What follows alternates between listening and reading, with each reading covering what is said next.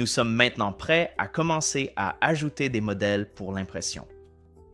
Pour ajouter des modèles, vous pouvez sélectionner ici ou cliquer sur le bouton « Ajouter des modèles » en haut. Nous allons ouvrir une fenêtre de navigation. Ce menu vous permet de voir les différents types de fichiers qui peuvent être importés. Sélectionnez votre modèle et choisissez « Ouvrir ». Les modèles 3D peuvent également être facilement glissés, déposés sur la plateforme de travail pour être précisément placés en vue d'une impression 3D.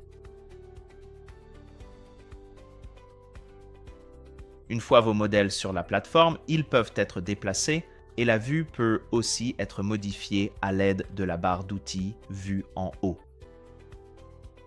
Il existe plusieurs vues bidimensionnelles qui peuvent être sélectionnées, ainsi que des vues isométriques tridimensionnelles.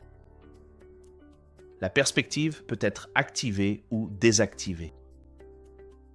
Vous pouvez choisir de zoomer sur les modèles, de zoomer sur la sélection ou de zoomer sur le plateau. Le dernier outil ici est le manipulateur 3D. Vous remarquerez que le manipulateur 3D peut être activé ou désactivé. En observant cet outil, vous remarquerez quelques flèches. Les flèches, ces indicateurs visuels, nous permettent d'ajuster avec précision la position d'un modèle, le long de cet axe spécifique pour les coordonnées X et Y, mais pas pour la coordonnée Z, car cette dernière sera automatiquement placée sur la plateforme de travail. Les arcs, quant à eux, représentent la rotation autour de l'axe correspondant à la même couleur que vous pouvez distinctement observer ici à l'écran. Saisir le point noir central permet de le déplacer librement autour de l'origine. Nous allons faire pivoter notre modèle de cette façon.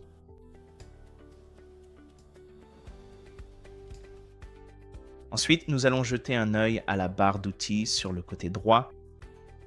La première chose que vous remarquerez, c'est que nous avons la boîte rouge. Si je sélectionne ceci, c'est notre outil pour réparer les modèles. Il va se mettre en surbrillance, en rouge lorsque certains modèles, comme indiqué ici avec des points d'exclamation, doivent être réparés. Il est courant que des modèles aient besoin d'être réparés lorsqu'ils sont importés dans GrabCAD. Si vous souhaitez obtenir les détails de l'erreur expliquant pourquoi ces modèles doivent être réparés, vous pouvez sélectionner ce bouton et vous verrez ici des options codées par couleur. Nous pouvons voir que ces modèles présentent des auto-intersections. Je vais sélectionner « Réparer tous les modèles ».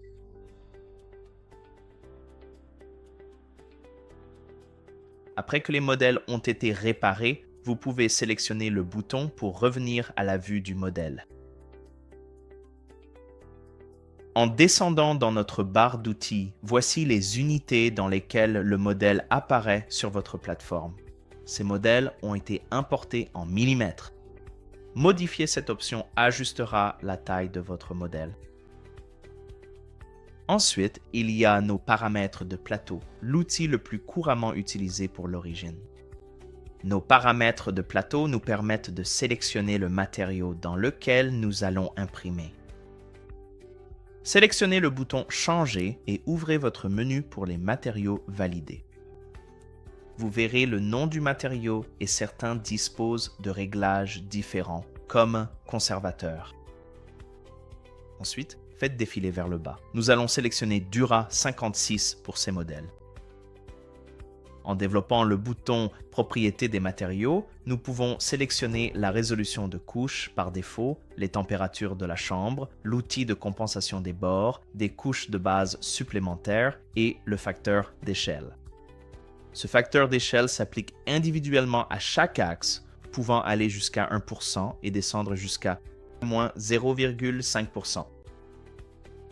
En dessous, nous voyons les paramètres de couche pour notre première région de couche et la région de couche du modèle.